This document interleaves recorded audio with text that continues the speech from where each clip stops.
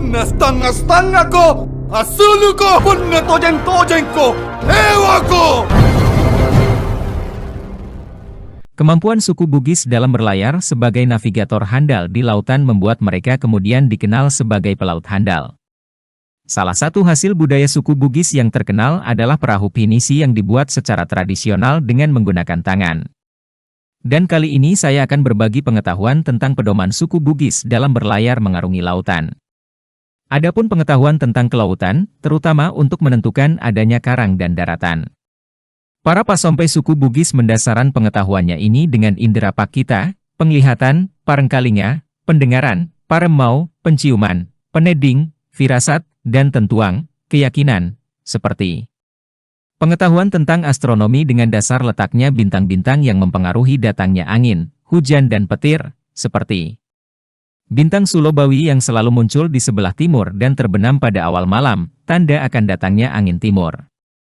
Dan berikut ini pengetahuan berlayar pasompe, suku Bugis dalam menaklukkan samudra yaitu 1. Bintang Waraware adalah bintang tunggal agak terang, tanda akan datangnya panas terik.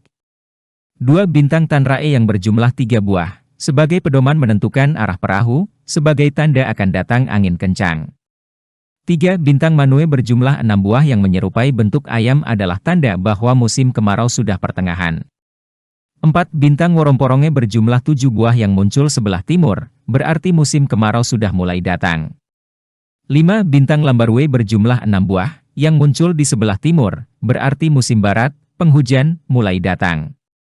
Jika sudah terbenam di sebelah barat, berarti musim barat sudah berakhir. 6. Bintang Telu-Telue, yaitu 3 buah bintang berjajar sama tinggi utara-selatan, inilah dijadikan pedoman atau petunjuk untuk berlayar ke arah barat atau ke arah timur. 7. Adanya kilat yang mendatar di permukaan laut atau kilat itu bersinar ke atas, berarti tanda bahaya karena angin kencang akan datang. 8. Awan hitam sebelah barat, kemudian berubah cepat jadi terang, berarti angin kencang akan bertiup seketika dan cukup membahayakan. 9. Udara berbau anyir dan terlihat gumpalan awan yang hitam berekor sebelah bawah membayang di permukaan laut, berarti laso angin akan datang. Pasompe bersiap-siap mengalihkannya dengan jalan telanjang bulat di anjungan atau mencabut kerislu dengan mengayunkannya ke atas 3 kali. 10. Kemudi perahu berbunyi berisik sambil berdetak-detak, berarti di depan ada batu karang atau air laut dangkal.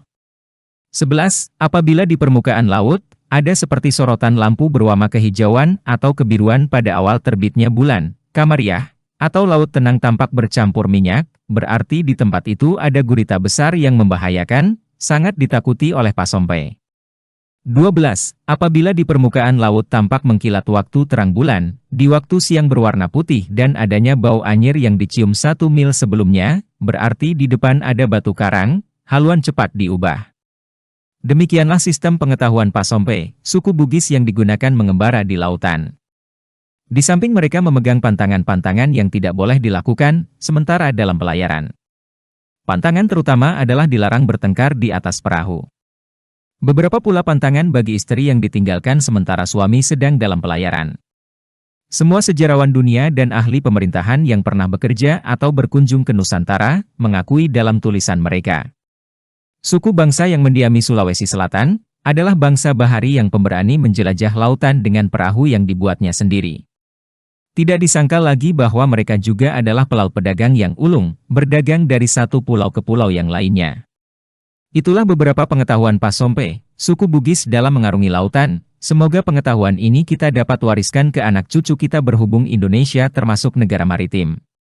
Dukung terus perkembangan channel ini dengan cara like dan subscribe atau share ke teman-teman kita. Terima kasih dan Assalamualaikum warahmatullahi wabarakatuh.